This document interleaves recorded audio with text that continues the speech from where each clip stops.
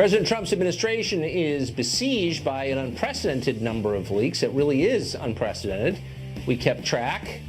Is it endangering the country? That conversation next. 20% off your first order.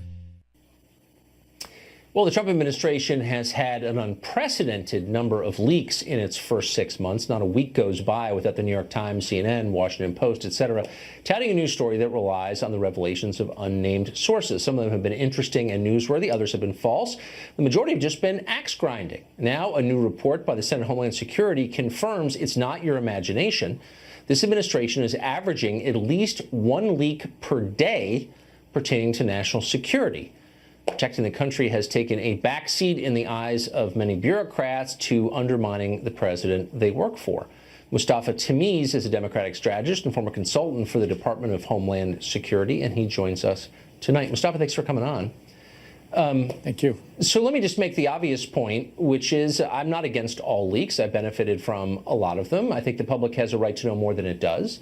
And sometimes they're useful. And, people don't like them, but, tough. But some of the leaks that you've seen come out of this administration are, A, coming from career bureaucrats who shouldn't be divulging sensitive information to which they have have access, and B, are leaked purely for the purpose of undermining a president they don't like, and in so doing hurt the country. How could you defend something like that? Well, I think that leaks are dangerous. I think sometimes people that are making these leaks may not realize the consequences of it.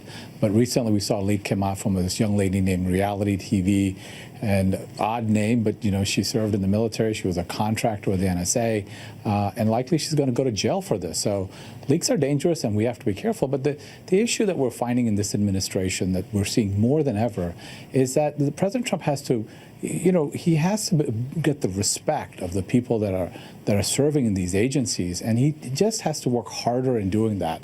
And so far, he hasn't done that. All his tweets, all his attacks are giving a hard time to people that work in these agencies that are civil servants, many of them not very highly paid. And when he doesn't read the presidential briefs, instead he watches cable news shows and attacks people on the Twitter.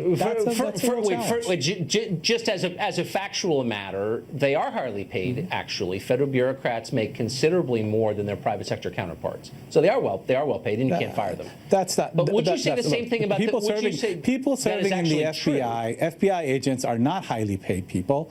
They could make a lot more money in the private sector. These are people that work in the military and DNI. But I'm not just talking. A lot of people that risk their life to defend our nation. Yes, there are. And my father worked in the federal government. I'm not against all federal employees. I'm merely saying that when you work for a president, you have two choices. Either you can work to forward his agenda, which is your job, or you can resign. Would you take the same position if soldiers didn't respect the chairman of the Joint Chiefs and turn their guns against him? You would say, no, you work for the military. You protect the country. You do what you're told. And if you don't want to, you leave. It's not a matter of earning their respect. They're undermining the national security of the country because they don't like him. Look, I think you make a very important point, and there's a lot of leaks that are coming from within the White House that these are the people that President Trump has handpicked. They're the only ones that are in the room at a time when he makes a call to a foreign leader. So a lot of the leaks are also coming from within his administration, within the people that he's chosen. Look, he has come from a family. I can't believe you work for the federal government and you said that. He has come from a family.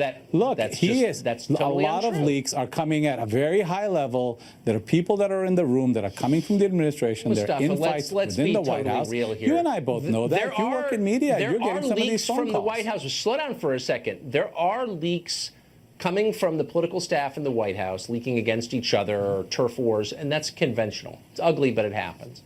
But the leaks that matter and the ones that undermine our ability to run the government and to be safe are the ones coming from the permanent staff. For example, May 23rd of this year, the president of the Philippines and Trump have a conversation. The contents are leaked.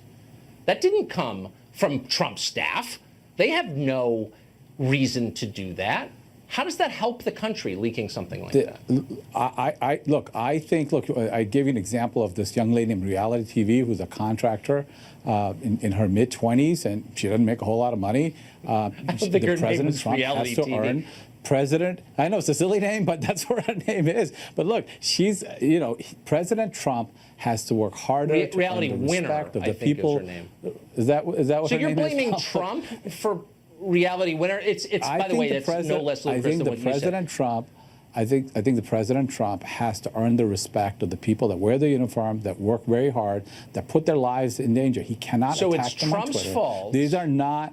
Hold on. These are not so it's people Trump's fault that they're are leaking the contents of his celebrities conversation with or foreign leaders. Look, I don't know why you make excuses for that. got It's to totally do a against better job. the law, He's and it's got wrong. to do a All right. better job. He's got to do a better job Mustafa, I to earn appreciate the it. respect of the people. Heard your point. Thanks.